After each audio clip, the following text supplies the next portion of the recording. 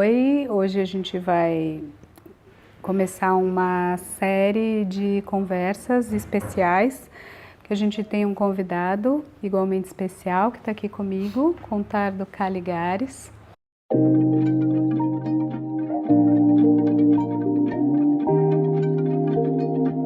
A gente começou e já fez e terminou um trabalho. A gente acabou de escrever um livro juntos sobre o feminino, sobre esse tema tão delicado e polêmico que é a mulher e o que ela pode representar. Então a gente vai contar para vocês a atualidade desse projeto, por que escrever sobre isso agora, porque parece tão debatido e ao mesmo tempo tão necessário, ainda profundamente atual. E depois a gente vai convidar vocês para o lançamento do livro, que é agora em setembro. Então é isso, Contardo. Escuta, assim, bom, primeiro a gente pode dizer que foi uma experiência muito interessante, né? Porque foi um livro escrito realmente a quatro mãos, foi um diálogo, uma conversa que foi gravada em um primeiro momento, depois editada, repensada, reescrita, mas que manteve o seu tom de conversa, acho que é importante. Sim, foi um diálogo com concordâncias, várias e discordâncias também. Sim. A gente tem que contar isso, claro, né? Certo. Vocês vão ver. E só que foram dentro da civilização, né?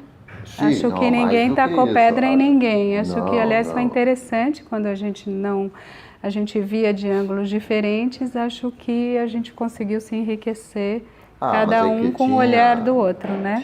Tinha em comum a sensação de que o tema é absolutamente urgente. É um pouco ridículo dizer isso, sobretudo da minha parte, porque eu conheci de perto, digamos assim, o feminismo que se poderia chamar de feminismo clássico, que não é, porque o feminismo começa muito antes, mas enfim, o feminismo dos anos 60, digamos, 60 do século passado,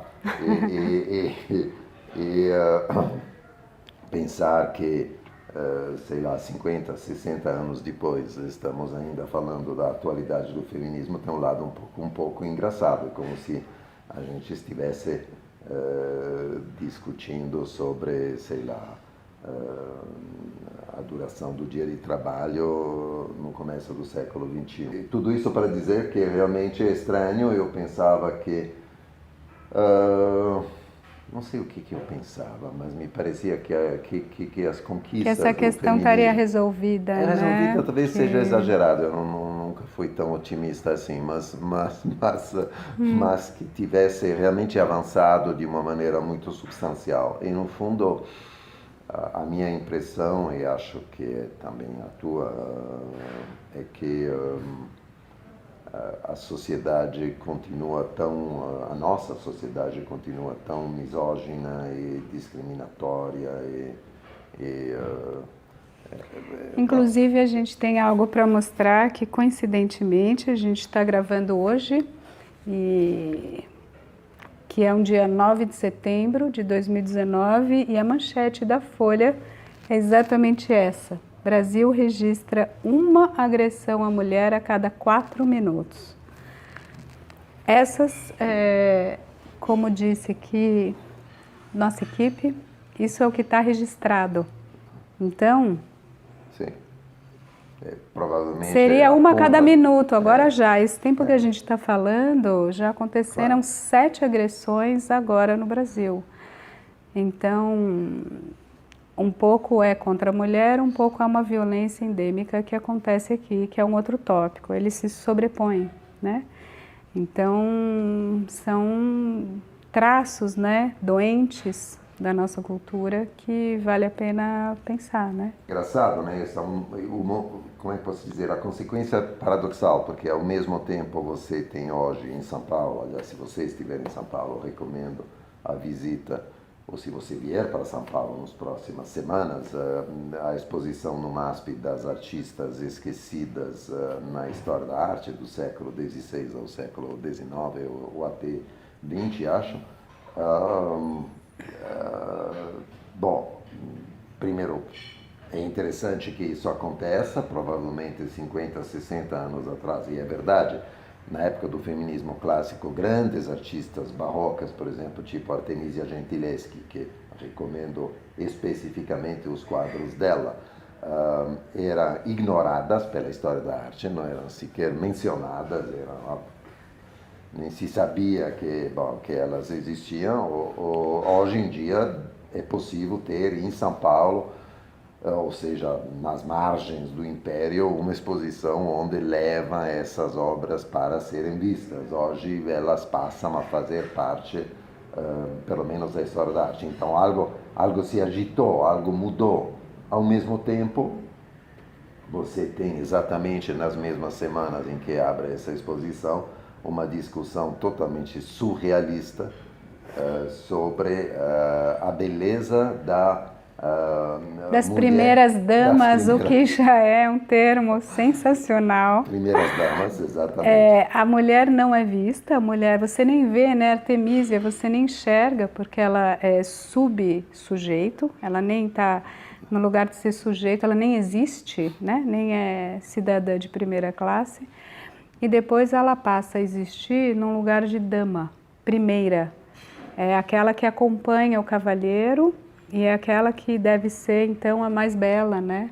Claro. Toda uma mitologia sobre o lugar possível para essa mulher. E a comparação, existir, tem a mulher né? troféu, E a aí... minha é mais bonita, então vou falar que a minha é mais bonita. Um monte de mulheres caindo na armadilha e discutindo com toda a razão, porque a discussão valia a pena, sobre como é que é, as mulheres não podem envelhecer, porque entre as primeiras damas teria uma diferença de idade. Mas ninguém discute, nem discute, mas responde o fato de que a questão da idade, tudo isso talvez não seja a única questão. Parece que aquela coisa de caçador, né? A cabeça de bicho que eu matei, a que está na minha sala é maior, né? Do que a sua. Não, a coisa é um pouquinho mais complexa. Essa discussão rolou durante 2 semanas. Bizarro, né? É curioso. Isso, assim, toca nesse velho e bom conceito de falo, né? Qual é o maior, como que eu vou me valorar diante do olhar do outro, pelo aquilo que eu consegui acumular, pelos objetos que eu consegui acumular, valorar, elencar ou eventualmente destruir. Então, esse clichê, né, a mulher no lugar de objeto, pode parecer simples, é uma ideia clichê, mas como qualquer clichê condensa muita verdade psíquica e histórica.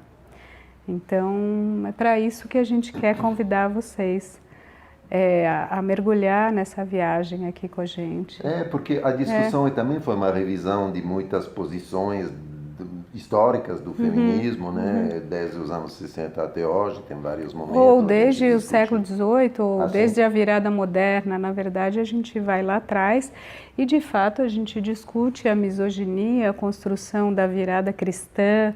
Então, o livro ele aborda 3, 4 mil anos de história para compreender como é que a gente demonizou determinados lugares na cultura e o que a gente está buscando reolhar agora. E tem mais um argumento, no qual eu acho que concordamos, não me lembro bem,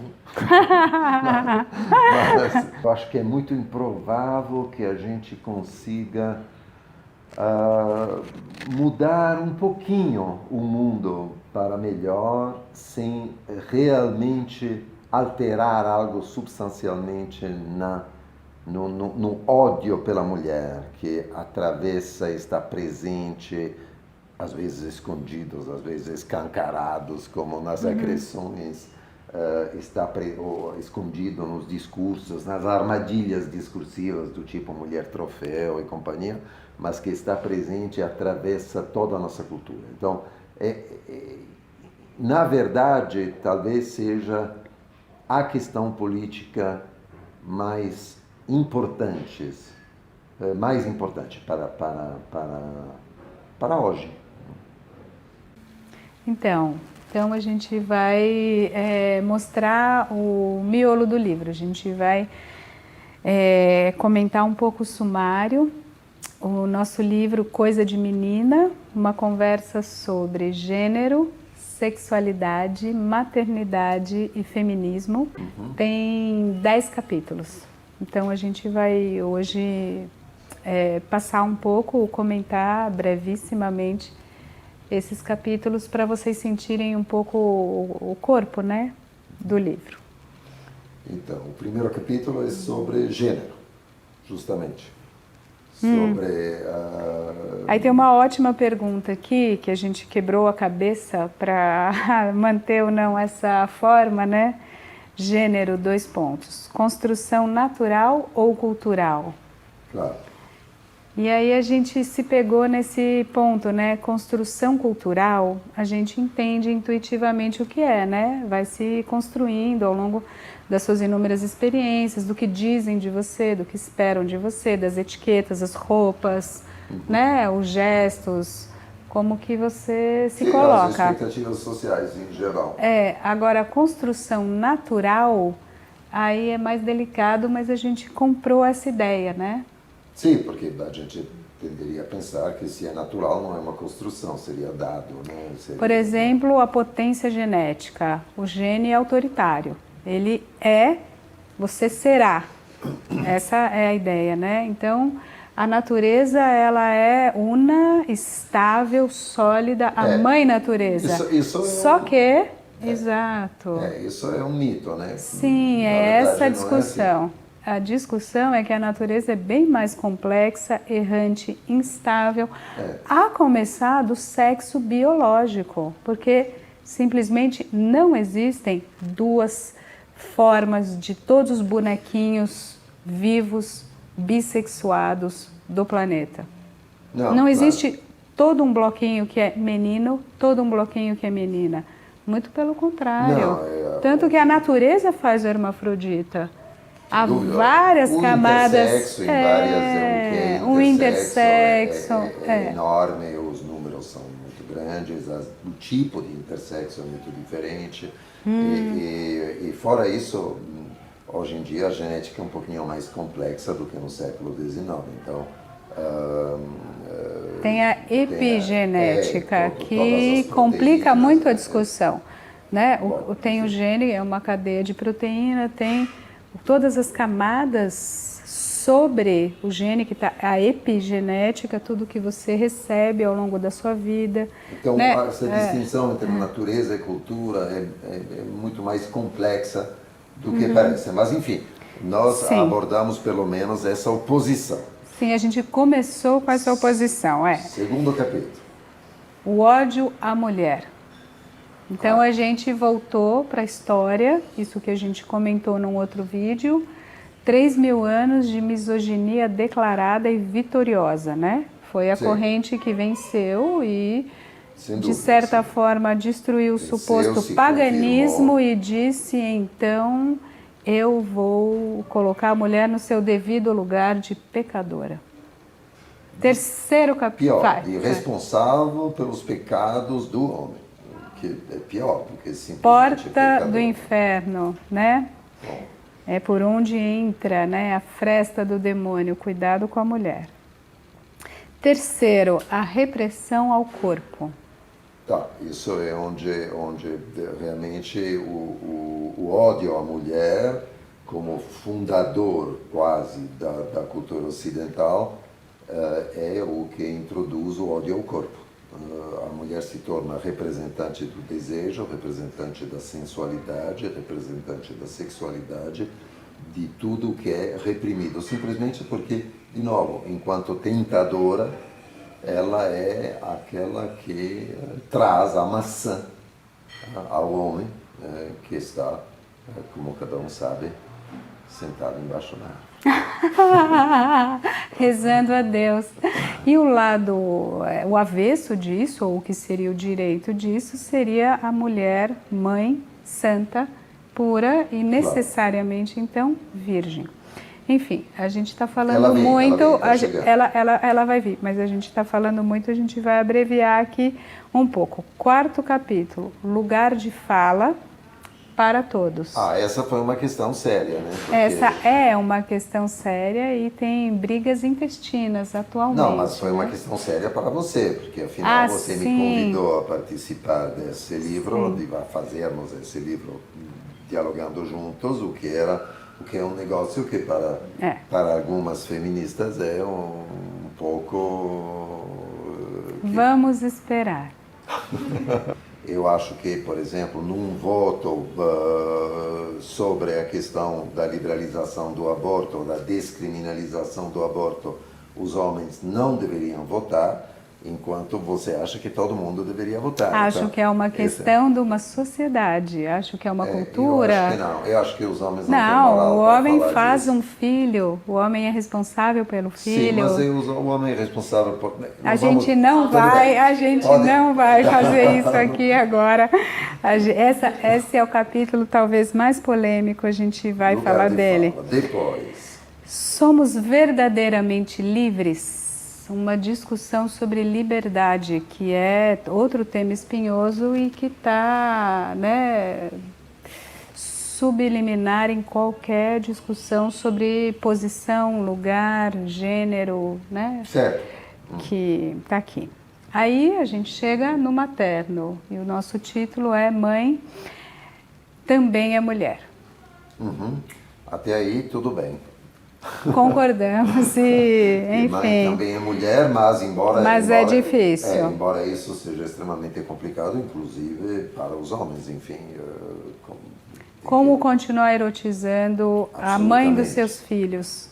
Pode parecer simples, mas não é. Não é, enfim, poderia perfeitamente ser, mas é que nesse caldo cultural tão antigo, tão arraigado, tão profundo, não é tão óbvio, de fato, né? porque um grande número das separações e dos divórcios acontecem depois da chegada do primeiro ou do segundo filho, mas isso é uma coincidência que não é uma coincidência, isso é estrutural. estrutural, é isso que a gente vai debater aqui. Maternidade, maior realização da vida? Essa é realmente uma grande questão. Eu acho que cada mulher pode tomar qualquer decisão que ela quiser, mas que a mulher, desse ponto de vista, seja confrontada a um tipo de escolha que é quase de alternativa excludente, que para um homem não existe, né? Você não escuta um homem, eu vou me dedicar à minha profissão ou vou ter filhos. Não, eu posso considerar... Serei pai ou serei presidente do Brasil? Não. Não é uma questão. Não é uma questão para você que é homem. Não parece ser excludente, enquanto ela se apresenta como excludente para muitas mulheres. Então, aí tem uma questão bem interessante de ser levantada. Capítulo 8, reconfigurar o pacto social.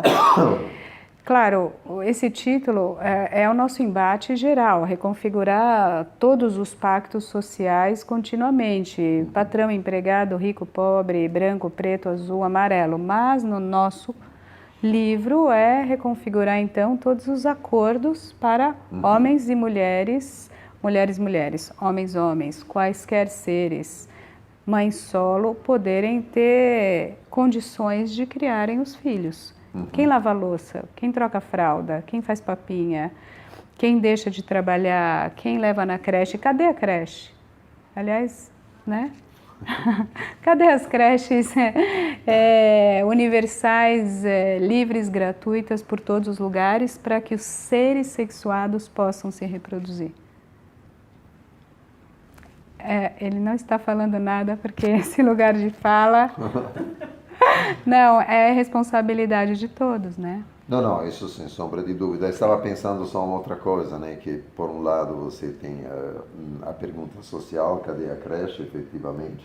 Por outro lado, você tem também um monte de mulheres que estão apontando o dedo, estigmatizando porque ela está levando o filho para a creche já quando ainda está pequeno e está dando A criança deveria ficar com a mãe, deveria ficar em casa, Então, próxima aos seus, até os 5 anos, ou precisaria homeschooling, tem que ficar comigo, porque eu vou realmente redesenhar o educar. pacto social e também É complexo, mudar o lugar das crianças no nosso imaginário, de que é a educação. Realmente uma peça de engenharia muito grande. O livro nem se... sem dúvida, isso poderia ser outro livro, aliás, muito interessante. Talvez possa vir a ser, porque acho que nisso a gente talvez também mais concorde que discorde, que a nossa cultura, né, como já disse o Freud há 100 anos, foi fazendo um lugar Sua Majestade o bebê. Foi dando um lugar de potência, divinidade e falicidade, né? O filho é tudo aquilo de bom que você realizou, é uma obra-prima. É narcísico, né? Enfim, já estou falando muito, vamos lá. 9, objetificação e desejo. Bom, aqui é toda a polêmica sobre querer, criar um desejo que seria, vamos dizer, entre aspas, politicamente correto. O problema não é tanto, será que é possível um desejo sexual sem objetificar a mulher, coisa que os adversários do politicamente correto tendem a dizer sempre. Não, o problema é que, em geral, o desejo significa, em um dado momento do jogo do desejo, objetificar o outro, que seja homem, ou que seja mulher, ou que seja cavalo, enfim. O desejo não é respeitoso do outro. É o que faz também que seja complicado a convivência de amor e desejos ao mesmo tempo, na mesma pessoa, é perfeitamente possível. A gente pode amar e desejar a mesma pessoa, talvez em momentos diferentes. Não no mesmo minuto, porque naquele momento que você quer pegar aquela pessoa e você quer fazer algo, talvez, enfim, o politicamente correto é muito complicado para a trama erótica, né? Exatamente. Sim, porque o amor é baseado em uma forma de respeito da unidade do outro e de idealização do outro. O desejo, não.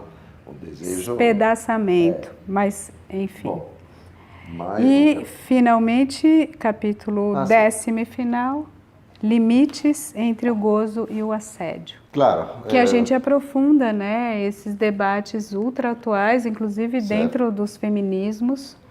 Sim, enfim, se a gente pudesse resumir de alguma forma, é que acho que nenhum de nós dois, por mais que possamos eventualmente ter posições diferentes quanto a isso, nenhum de nós pensa que seja possível construir um novo pacto social entre homens e mulheres, ou elaborar aos poucos, ou inventá-lo, em cima em cima da repressão. Então é possível preservar o acesso ao gozo e ao sexo nisso. E, claro, evidente, você não pode dizer amanhã eu só gozo esgoelando o meu parceiro a facada. Isso é proibido por lei, tudo bem. Mas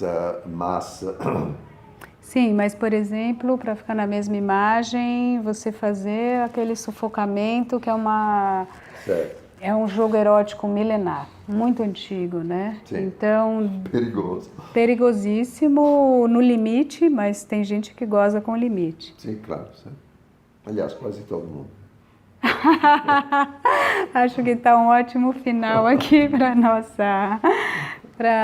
nossa pequena viagem. É isso, vamos continuar trocando, né? Leiam o nosso livro e mande comentários aqui. Enfim, a gente depois vai abrir uma sessão de eventuais perguntas, respostas e comments. Claro. A gente vai querer ouvir de vocês o que vocês acharam, o que vocês teriam de acrescentar, contribuir para esse grande debate, que continua em aberto e restará por muito tempo ainda. Então, o título do livro ficou Coisa de Menina, com uma interrogação, e tem um longo subtítulo, uma conversa sobre gênero, sexualidade Maternidade e Feminismo. Na verdade saiu assim, né? Porque a gente foi falando, né?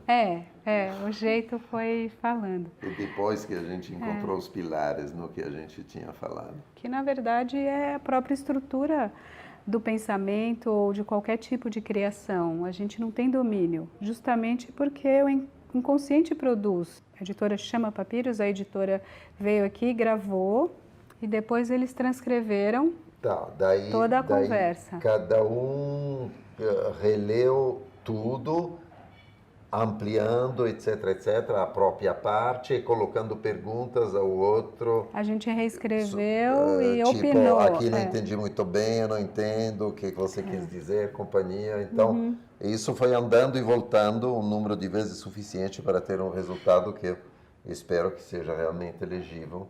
Mas acho que é legível. Eu sou suspeita, mas eu gostei. Eu achei que é fluido, que é uma conversa que flui, ao mesmo tempo é profundo, tem, né? Sem dúvida, sim. Tem conceitos propriamente ditos, tem debates. E a editora colocou um glossário final, que é muito bom, porque tem de tudo, de Mickey Mouse a Derrida. Então... No glossário a gente viu o quanto a gente voou. Coisa de menina é claramente irônico. O título. Né? É irônico. O título, sim. Claramente irônico. Isso nasceu de uma conversa com a editora que defendia esse título, eu acho, com razão. Você... Eu não. Eu fui voto vencido no título, não sei se eu devo dizer isso claramente, mas eu vou dizer. O meu título era Feminino em Chamas, que eu achava que algo tinha que queimar e me vinha a ideia do que já foi feito com as mulheres e essa ideia das bruxas ou de uma feitiçaria ou fogo como símbolo de transformação. Enfim, eu estava convicta do meu título, mas foi voto vencidíssimo e a gente achou mais interessante essa pegada irônica, né? Coisa de menina, interrogação. E no fim eu me deixei encantar pela ideia de brincar um pouco com a coisa, um distanciamento, né? O trágico tem seu lugar, mas o distanciamento irônico também é uma posição ética e estética interessante, que você pode questionar o mundo em que você vive, né? Porque a gente está... não que não existam meninas e meninos e não exista o corpo, e não exista a molécula e a biologia, não é isso que a gente está dizendo, né? E não é que a cultura ela faz tudo e desenha tudo a seu bel prazer e atravessa o real, atrapalha, destrói o real. Não, mas essa famosa dialética, essa luta é difícil, né? Sim, sobretudo no momento em que ainda tem um contexto, né? Num momento político-ideológico em que acontecem coisas totalmente surrealistas, sei lá, um ministério que decide que não se pode falar de gênero na classe, o outro governador de São Paulo que manda retirar uma apostila, então deixa os alunos inteiros sem livro, porque nessa apostila se fala de gênero, não pode falar de gênero, porque isso seria uma ideologia. Gênero, é objeto de ciência, tanto humana quanto biológica.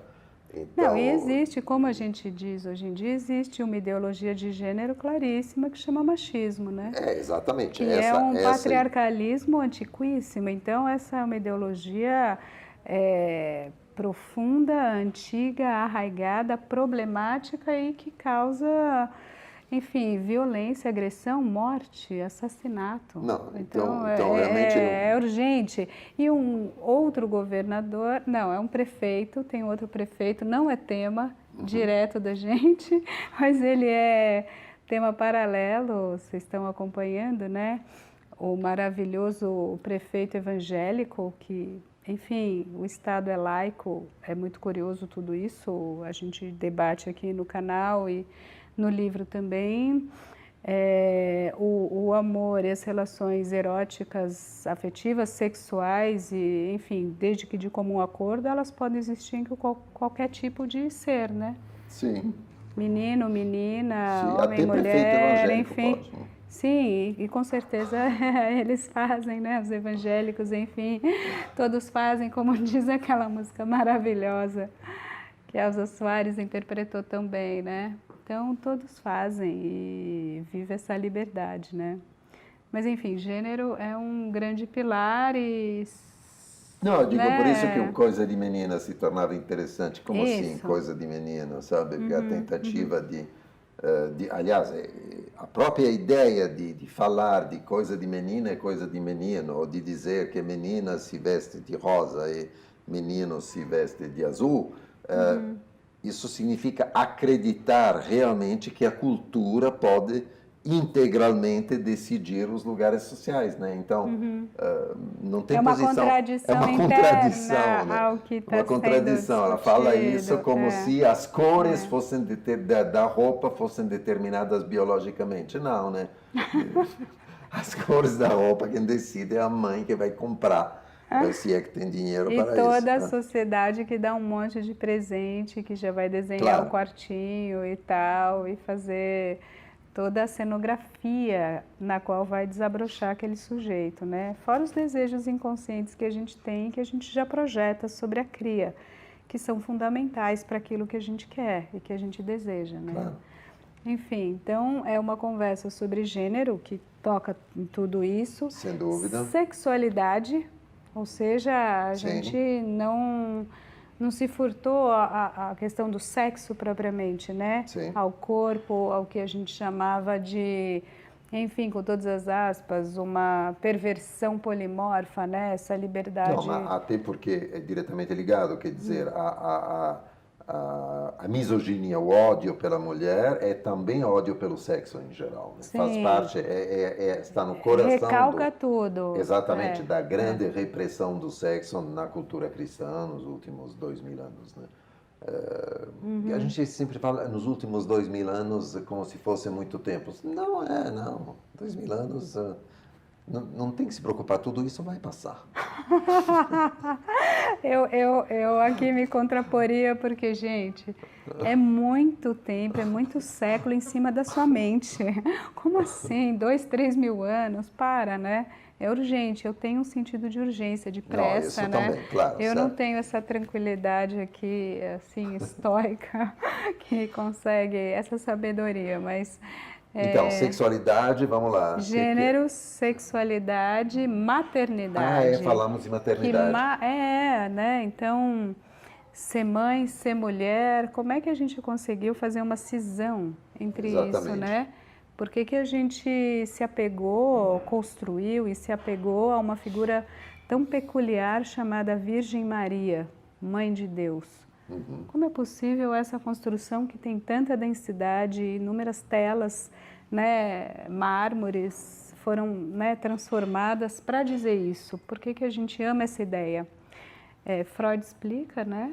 Sim, é um clássico sim, mas mas E também as não mulheres esgota, não né? param de viver jornadas impossíveis por causa disso, de se colocar perguntas sobre será que eu serei mãe ou não, quanto isso contradiz ou não a possibilidade de querer uma carreira, de conseguir uma carreira, uma outra coisa da vida. Quer dizer, são questões tão vivas na clínica, essas realmente, que era impossível não falar disso, né? Sim, e esse é um livro feito por 2 psicanalistas que escutam pessoas o dia todo, né? E escuta, né, jornal, TV, cinema, pessoa, mundo, livro, é uma escuta. Então, feminismo. Sim, certo. é o nosso outro pilar que é urgente, né?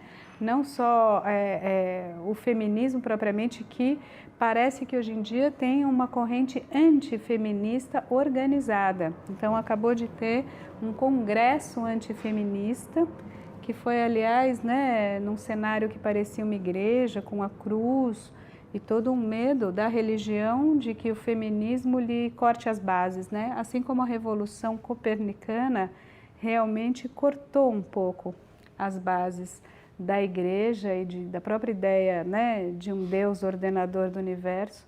Quando Copérnico diz a Terra não é o centro do universo, ficou complicado, né, para a igreja E quando a gente diz sim, a mulher é um sujeito de direito, goza, ama, trabalha, pensa, veja só, escreve, ganha dinheiro e eventualmente discorda e tem força, isso desmonta a mesma igreja e a cultura como um todo, e a gente está vendo o que isso pode gerar, né? Mas é polêmico, Sim, né? mas e também nós falamos de posições diferentes dentro do movimento feminista ao longo da Sim, história. ele E próprio mesmo, tem, mesmo hoje, sim, mesmo ainda, falamos da carta da Catherine Deneuve, da Catherine Millet, daquela discussão sobre as se feministas francesas e as feministas americanas e o Me discutindo. Too e a ideia do que É, seria um novo mundo, um velho eu, mundo, várias eu interpretações acho sobre isso. excelente que haja um É, debate mesmo forte e duro, polêmico dentro do movimento feminista. Isso eu acho totalmente saudável que isso aconteça. E então, achei muito interessante que a gente o repercutisse, tomasse eventualmente posição lá dentro, mas eu tenho uma polêmica tremenda com um certo feminismo extremista, tremenda, digo porque realmente me irritam profundamente o feminismo extremista dos anos 60, Andrea Dworkin, que são as feministas que acharam que tudo no sexo era na verdade, dominação. Então, no fundo, estavam propondo uma visão completamente, que posso dizer, purificada, entre aspas, é que aí a gente percebe as armadilhas da cultura, Sim, né? claro. Do próprio inconsciente. Como você, num lugar supostamente hiperfeminista, você na verdade está só obedecendo o recalque do sexo. E você está dizendo sexo não, porque isso também é dominação patriarcal. Certo. Como assim uma semente dentro de mim? Como assim um homem por cima? Como assim uma força? Né? Então, as armadilhas são muitas, né? E o tema é incrível para trabalhar. E foi essa a nossa jornada. A gente se divertiu Certo? muito Sim.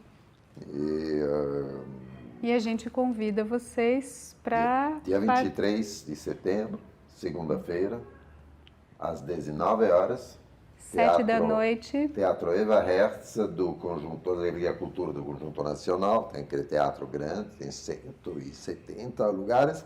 É. Vamos, bem, Fazer estão uma convidados. mesa, a gente vai conversar um pouco sobre o livro e depois fazer uma sessão de autógrafos. Vamos conversar bastante sobre isso. Sim, mais do que aqui. E a gente te espera.